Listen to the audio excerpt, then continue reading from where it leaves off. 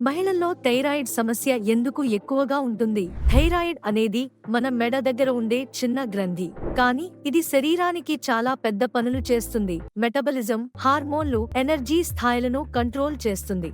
ఇప్పుడు ప్రశ్న ఏంటంటే, థైరాయిడ్ సమస్యలు ఎక్కువగా మహిళల్లోనే ఎందుకు వస్తాయి? హార్మోన్ల మార్పులు, మహిళల్లో గర్భధారణ, మాసిక చక్రం, మెనోపాజ్ లాంటి దశల్లో హార్మోన్లలో చాలా మార్పులు జరుగుతాయి. ఇవి థైరాయిడ్ ను ప్రభావితం చేస్తాయి.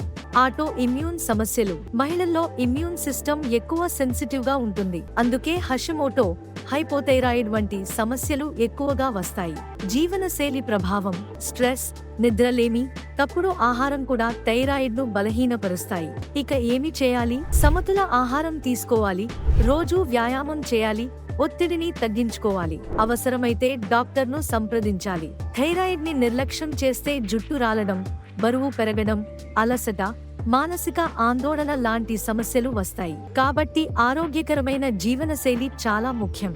మరిన్ని ఆరోగ్య సమాచారం కోసం మా వీడియోలను తప్పక చూడండి. మా ఛానల్ ని సబ్స్క్రైబ్ చేయండి.